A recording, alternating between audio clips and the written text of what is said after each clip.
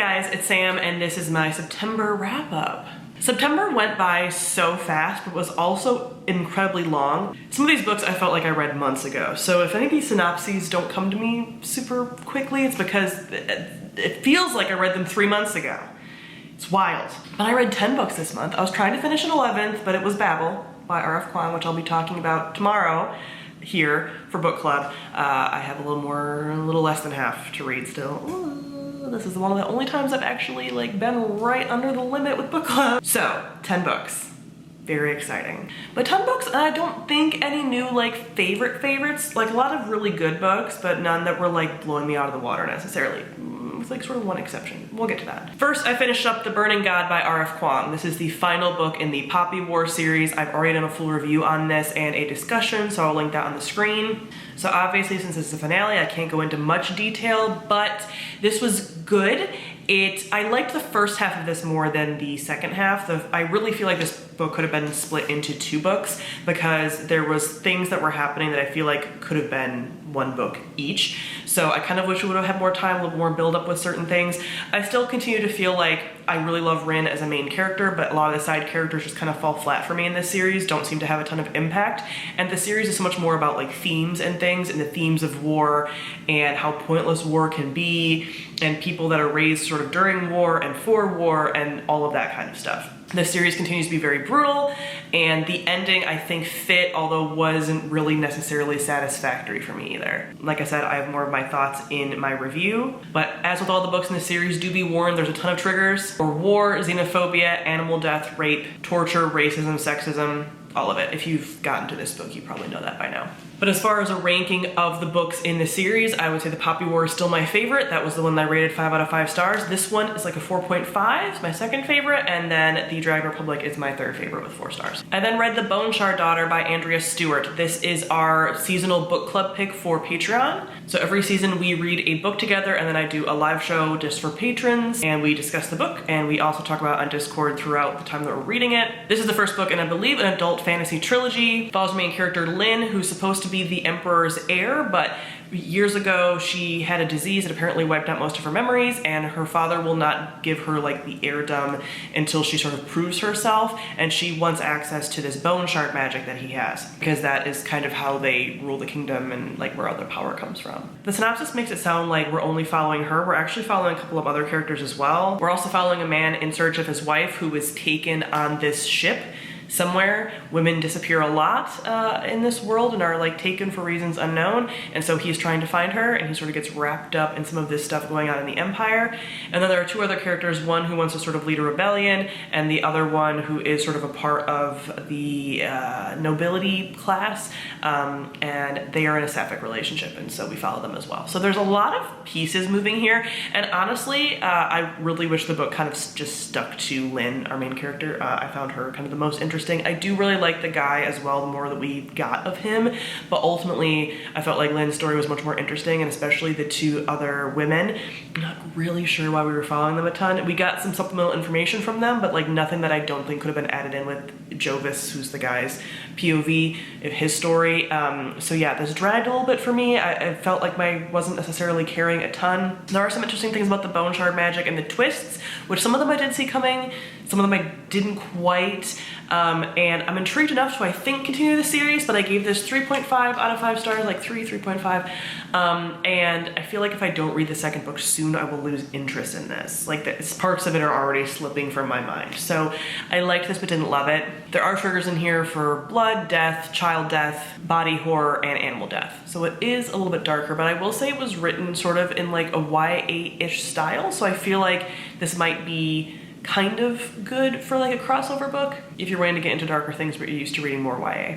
Then I listened to Mexican Gothic by Silvia Moreno Garcia on audiobook. I read a lot of really dark things this month that have a lot of triggers in them. So this has triggers for rape, racism, eugenics, suicide, gun violence, body horror, and I believe self-harm. It's a lot. We basically follow this wealthier woman from a Mexican family living in Mexico City, and her cousin recently-ish got married to this mysterious European white dude, and she writes this very concerning letter home, and so our main character's dad sends her and is like, hey, see what's going on with your sister, like what the heck. She gets to this house that's out in the like Mexican countryside that is taken over by this family, this white family, and she's like, something is not right. Is the house haunted? She starts kind of like hallucinating and seeing things, and it just basically, like, the story is like, the haunting is colonialism. Right? Like, it's like white supremacy is the haunting, is like sort of the themes of this, but it's sort of unclear. It's a lot of sort of like magical realism-esque stuff going on, but there is like this paranormal element to it that I will not obviously tell you like what exactly it is, but thematically it's very much like the scary thing is racism, which is very true, and it's just very creepy and insidious. I will say I did not love the audiobook for this. I wonder if I would like this slightly more if I didn't read it on audio. The problem is the narrator used the same voice for all of the people in the house that were like European. So like the men and women sounded the exact same. I had a hard time distinguishing who was talking unless they were saying who their names were. It made it hard to kind of connect to the story, but like if you want something creepy but not too scary, like this is horror, but like horror light. Like I can't do super scary stuff, but can I do like creepy sort of sentient maybe houses? Like again, we're not really clear what's going on with the house. Yeah. Cool. Exploration of themes that aren't necessarily like paranormal themes, but have some paranormal to explore, like really serious themes of like racism, colonization, stuff like that. Yes. So yeah, if you're not too into spooky, I think you can probably do this. And I do want to read more of her books that are spookier. I've already read Gods of Jade and Shadow, which is not spooky. I mean, I guess it could be considered spooky in its own right, but it's not really. But I do want to read the one with the vampires that she has, and next month we're going to be reading Dr. Moreau's Daughter for book club, so I'm interested to see more of her like Gothic horror stuff that she does. I gave this 3 stars. Then read This Wicked Fate by Kaylin Bayram, which is the second book in the This Poison Heart duology. This takes place after the events of the first book, where our main character Bree discovers that her family, her birth family, left her their family home. She has this like nature magic where she can work really well with plants and stuff, and also is not affected by poisons. Her and her adoptive moms go to this house and kind of start to unravel this mystery like about her family and things like that. So this has elements of like Greek mythology and things, and like a reworking of like Greek myth, obviously as people of color, which is like a fun, reinvigorating way to like be telling some of these myths and things. Like it gives it a new life in a way. This does have triggers for death of a parent, just like grief stuff in general. This book I didn't like as much as the first book, sadly. What's great about it is like this is incredibly sapphic, incredibly mostly bisexual, I would say. I'm not sure if every character like says what their sexuality is, but like women loving women everywhere. But this book has like a weird pacing issue because there's sort of like a deadline thing happening with this book, and we spend a lot of the book with them just like waiting around, and then everything is crushed into the very end. And it's like, I get why you did that to like add the suspense. Like they couldn't actually be doing this thing that they were doing in a month because it didn't take them a month. But they made the pacing kind of wonky, and I really liked sort of like the gothic horror-y elements of the house in the first book, and like the apothecary and the poisons and all this stuff, and we didn't so much get that in this. This is much more Greek myth stuff and like hero's journey questing type stuff, which is fun, but I just really loved the like cozy mystery sort of practical magic-y type house stuff in the first book, and I just wish we had sort of more of that, so the pacing was like a little wonky. But I really like this duology. I still gave this 3.5 stars.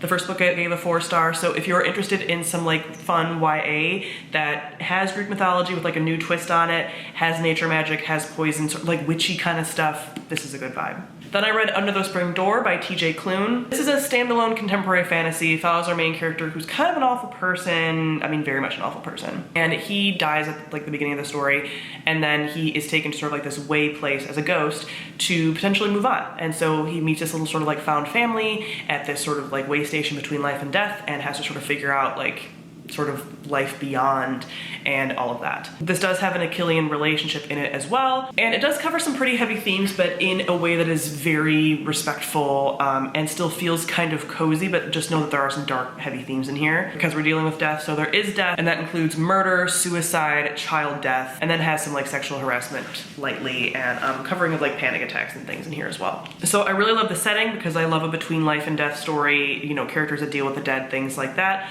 I really liked our character characters and our side characters. Not as much as the side characters in House on the Cerulean Sea, which is not affiliated with this in any way. It's just another book by him.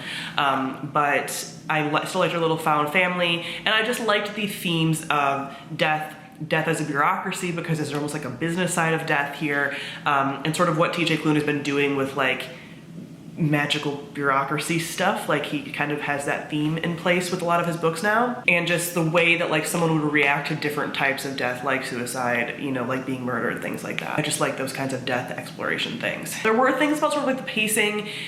This is again very cozy, so it's a little bit of a slower story, but like I mentioned, our main character is the worst, like a truly bad person at the beginning of the story, and we have the man that falls in love with him and they fall in love with each other kind of see his potential from the beginning, and I'm like, literally how? And it's not like a magical thing, it's just like, oh, you contain multitudes, and it's like, he doesn't, he's awful. So that was a little bit unbelievable for me, and I don't always love the like terrible person, manic pixie dream boy, sunshine cinnamon roll relationship, but TJ Klune tends to do that in a lot of his books. So if you liked his other book, you probably would like this Achillean relationship too. I pulled for them and for our main character more towards the end. But I don't necessarily feel like there was a good transition for him becoming a better person. It's just kind of like, how did this happen? But you kind of know that's how it's going to go with a story like this anyway. Very sort of like Christmas Carol-y, I guess. Yeah, this was fine. I gave this a 4, so like, again, more than fine for me. But the characterization stuff was just like fine for me. But the like themes exploration and the atmosphere and stuff, world building stuff, that was great. I loved it. Then I read Prey by Rachel Vincent, which is the 4th book in the Shifter series. This has been an ongoing series of mine, an urban fantasy series that I've been reading. It follows werecats, and the werecat society is a very misogynistic society, and Faith, as our main character, is one of the only female werecats like in the area. There's a genetic thing where they're not very common, and so we followed like her and her story, and in the 1st book she's like coming back from like basically going to college and getting away from the pack, and is getting reintegrated back into like pack dynamic stuff. It's not a pack, it's called a pride. Anyway, this is the 4th book. I can't go into much, but just know in this series overall, there are triggers for misogyny, a constant threat of rape because the men cats always want to like take the ladies to make babies with them because they're so rare, and just like sexual harassment and things. Also like torture and gore, which is pretty prevalent in urban fantasy anyway, but just in case you don't know that. And I've decided to give up on this series. I gave this book a 2-star. This has been a wild ride of a series for me. I loved the 1st book when I read it. I gave it a 5 out of 5 stars. The 2nd book really tanked for me, and I think I gave that one a 2-star. 3rd book was like a 3. It was starting to kind of feel better for me, and then this book was a 2 again. It's just very repetitive with the things that happen, and our main character doesn't learn like at all, and all of her problems are pretty much caused by her. There is a love triangle that is not explored enough, and it's a very early 2000s love triangle where you know who she's gonna end up with.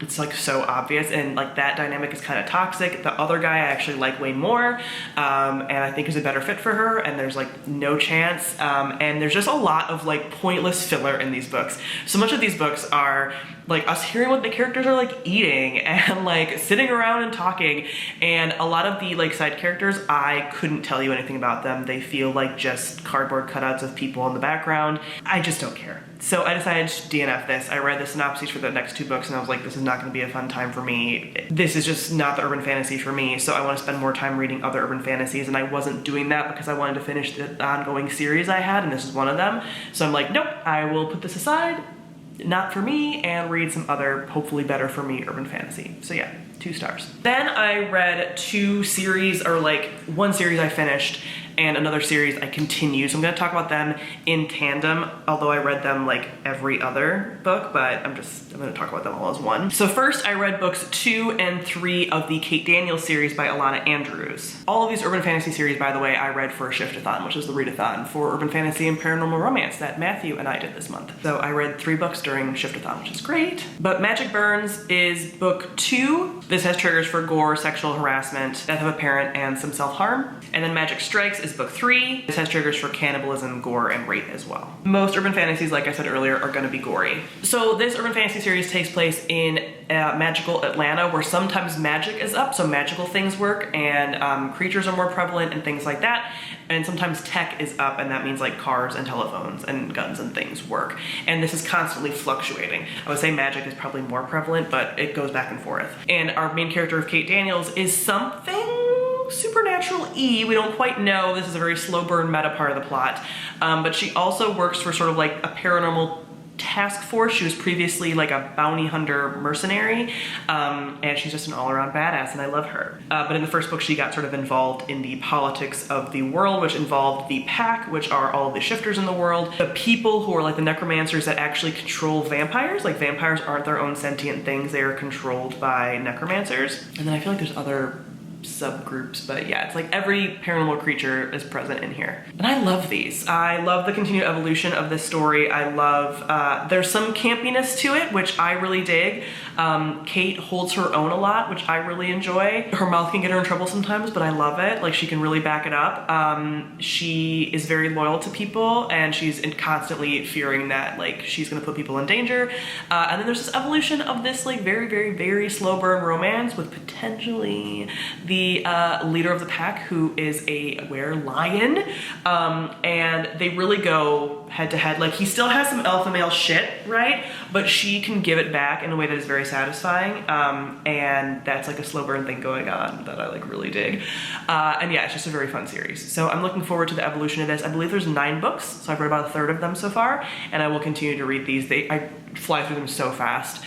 This is the kind of urban fantasy that I really enjoy, of like taking place in a city with a badass, usually female character. I tend to only read urban fantasy with like women, and like every kind of paranormal creature being explored. So yeah, it's awesome. It's really good. I really like it. Then I finished up my reread of the Abhorsen original trilogy by Garth Nix. So the first book is Sabriel. I've reread that a number of times, but I haven't reread Lyriel or Abhorsen since the first time I read them in high school. I decided to listen to them on audiobook, and they're narrated by Tim Curry, and I highly recommend it because they're amazing and his narration is so good. The rest of the books in the series, these were first written in like the early 2000s, and then Garth Nix in like 2014 wrote like a prequel, and then 2016 wrote like a continuation of this, and then he's also written another prequel since as well. So I still consider this just like the trilogy, and then those are companions to it, even though it's still all in the same series. But sadly, Tim Curry does not narrate the rest of those. So will I continue on? I don't know, because I want to listen to them with his voice. This takes place in the world where there are people, like magic users, called Abhorsens, and they are essentially necromancers that put the dead to rest. They use a kind of magic that's using bells, and each bell does a different thing involving the dead, and they can go into death, which is like a river Styx type situation, to like control the dead, call the dead, things like that. And so our main characters in this series like are Abhorsens or Abhorsens in waiting. There's also other types of magical people as well. In Lyriel and Abhorsen, we learn more about the Claire, which are basically like seers. So they see the future and things, and Lyriel is someone who lives in the Claire's glacier, because they live up in a glacier, and wants to be like, is a Claire and like is waiting for the sight to come and things like that. And so then we follow her from there. Lyriel has triggers for suicidal ideation and just like some death stuff. Like there's dead creatures, necromancers, some possession type stuff that's more prevalent in Abhorsen with the possession and like animal death and things. So it is a darker world, but this is a YA series, but YA crossover. This is like YA before YA was like a very defined genre, and definitely can be good for like adults or teens. But this just does so much with the world. The world is like my favorite part of this. This is one of my favorite worlds. I'm getting one of my tattoos is going to be based on this series because I love it so much. There's different types of magic. There's like free magic and charter magic, and like, so it's sort of like good and bad, but like very sort of morally gray there. There's magical talking animal companions, which are fantastic. And just like all of like the technology and stuff is really cool. And it's just like such a cool world. The villains are really scary. It's creepy. I love it. It's just a darker but not too scary-ish world. I do still stand by the fact that Sabriel, which is the first book, is my favorite book in the series. I was not wrong as a teenager to think that. Lyriel is my second favorite, and then Abhorsen's my third favorite. None of them are bad though. I rated both of these 4 stars. I like a little bit more of this one and some of the exploration that we get of different parts of the world in this one that I don't really feel like we necessarily get in the third book. And there are other characters that we follow besides Lyriel. There is a character of Sameth, and he's just kind of annoying and I don't like him. But yeah, if you haven't read this series, it's a classic. I highly recommend it. So well written, and like I said, Tim Curry narrates audiobooks, so they're great. But I'm really glad to have finally reread that series because I've reread Sabriel like 4 times and I hadn't reread these since I originally read them, which I don't know how I did because High school me would have been spooked by those. And I got through them. So I don't know how I did it, because even me now was like, ooh, these are a little spooky here and there, scary. Yeah, overall, really good sort of like spooky prequel season. Read a lot of like, again, darker, spookier, sort of like Gothic things to warm up for spooky season. So I will be continuing the spooky reads this month as well. So comment below, let me know what you read this month and if you read any of these books and what you thought of them. Thank you all for watching, and I'll see all of you guys soon. Bye.